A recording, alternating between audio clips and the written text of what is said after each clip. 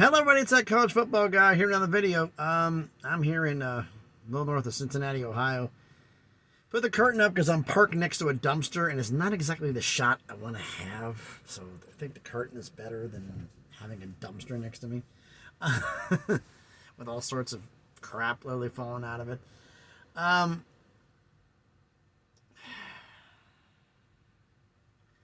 would get into the ACC stuff, but the problem is it's like,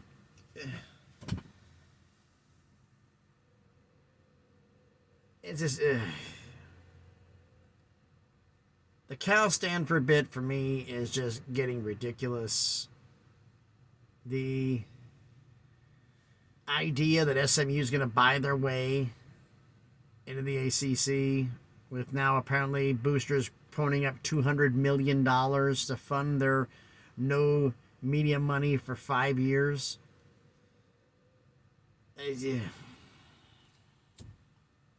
And none of this is going to make Florida State and Clemson happy, so I don't know why you're even bothering.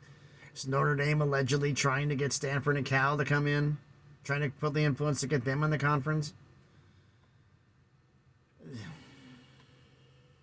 When the ACC stuff finally shakes out, we have something happen. But I brought up, was brought up to me actually. Has there been, other than the rumor of Cal, Washington State, and Oregon State going to the Mountain West, anything else in the Mountain West? Are they looking at expanding at anybody else? It depends.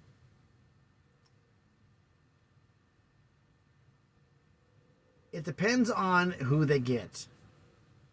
If it's just, I mean, realistically, theory is they want to get to 16 teams.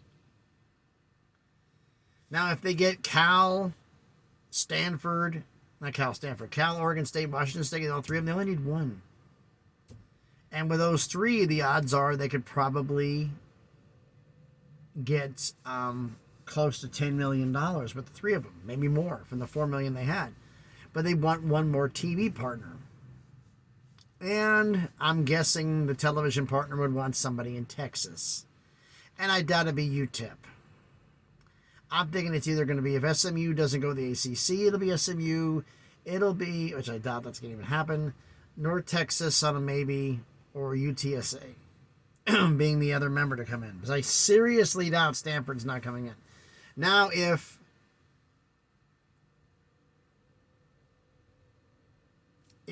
it's just Oregon State, Washington State, just two.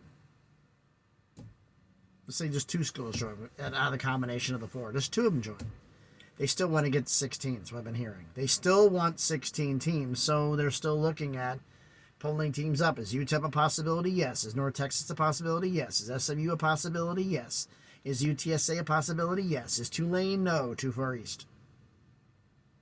Too far east. They're not going to Louisiana. They want to get into Texas, and that's about it. I mean, they were looking to get another school, get a school from the American. Because the American's buyout's $12 million. The Mountain West buyout is $34. So it pays more, it's less money to get out of the deal. And they can get, whoever it is, can get $10, $11, $12 million a year. And I'm pretty sure if this is all rumors, we all know this is all conference craziness, the title of the rumors, Mountain West rumors, you know, I mean, there's more expansion rumors, I don't know what the hell this as, but it's all rumor and speculation at this point. I mean, for the Mountain West, if you can get two Pac-12, two of those four schools, it's huge. You get three of the four, it's monstrous.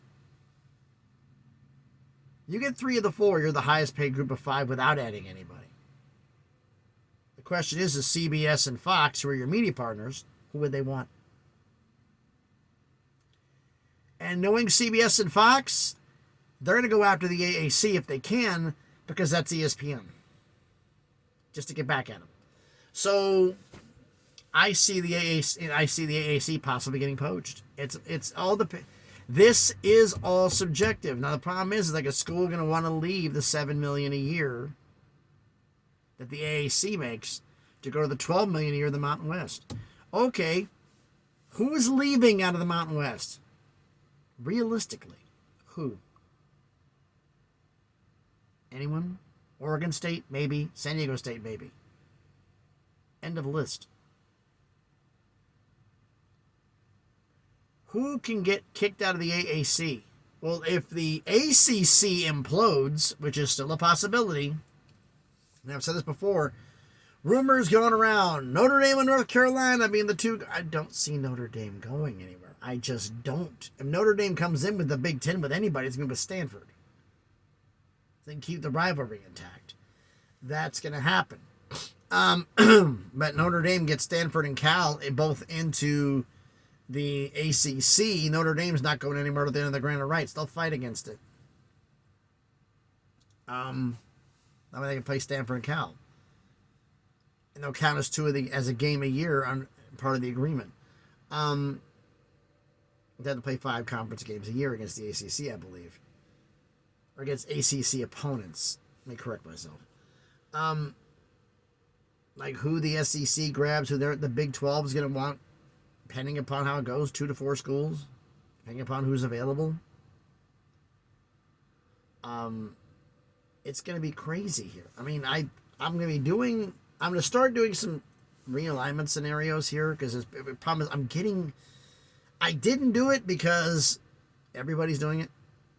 And I'm trying to find something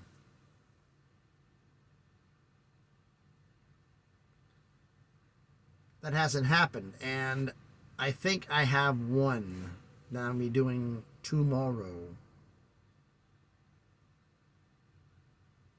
Which is simply this. If the ACC implodes and 8 teams leave. Now, technically, there's 15 members of the conference. You need 6 for the conference to stick together. Do the math, that's 7. That's if Notre Dame leaves. And that's one of the others, but Notre Dame will still stay. And if you have Stanford and Cal, that makes even more. Who would be the candidates to fill in those spaces? Who would be the ones that you could say, okay, they would be a logistic fit? Because, I mean, the thought I had, if you're down to 7 schools, you're going to have to add 3. And if you don't get Stanford and Cal, who are they? That'll be for tomorrow. Because I didn't do any of these realignment videos. I basically reported. I didn't do any speculation because the problem is anybody like me just realignment burnout right now? And it's like, I want the season to start because they can't talk about it during the season.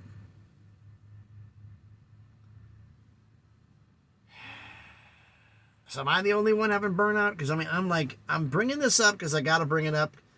And I've been trying to find out from those in the Mountain West that who are they looking to get? And the thing I keep hearing, if they can get 2 schools from the Pac-12 4, 2 of the Pac-4, they're going to want to make it 16. They only get 2, they're going to want to add 2 more.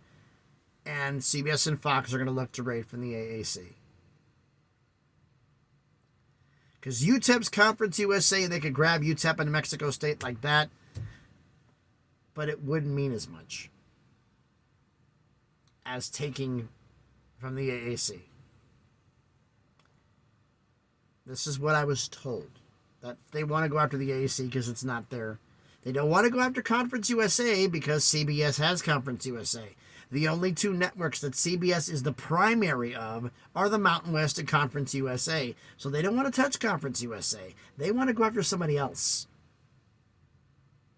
Just like when the AAC had to poach teams, when Cincinnati, Houston, and UCF left, they didn't go after the Sun Belt because that's one of their conferences. They went after Conference USA because it wasn't one of theirs. We're playing this game now, folks. Actually, ESPN's been playing it. CBS is about to check them right back with their own game right back at them. And then who do they go grab? This is all speculation. I'm going to bring up the idea for the expansion candidates for the AAC tomorrow. And there's hopefully something happening that's not going to be related to this. I mean, there's I'm concerned about injuries to certain players, how that's going to play off. I started looking at some of the things, and I had to redo one of my predictions because I realized that a school that is no longer part of a Pac-12 is going to be a little bit emotionally drained in their season opener, might be prime for an upset where they normally wouldn't be. A lot of people predicted that game before the Pac-12 imploded. That's why I waited until after, because those little things matter. Things in the transfer portal. These injuries right before the start of the season. Cam Rising being the biggest one for Utah as Florida comes to town. Well, I said I'll do some AAC stuff and I'll do some more injury stuff. And I've also got a report that I got to make, which is I'm trying to get finalization of for all of the NCAA investigations going on. Some of them have not moved a muscle. Some of them are moving rather quickly. And we'll do some finalization on that. But let me know what you think about everything down in the comments. So thanks everybody for watching this video. I know it was a little bit longer than I planned. I was only hoping on 5 minutes. It went a lot longer. Are you as burned out with this conference stuff as I am? The conference realignment stuff, excuse me, as I am? I mean, I got to do something about it. And some of the ideas are just being floated out there are just, I mean, I have to put them down as conference craziness because that's exactly what this is.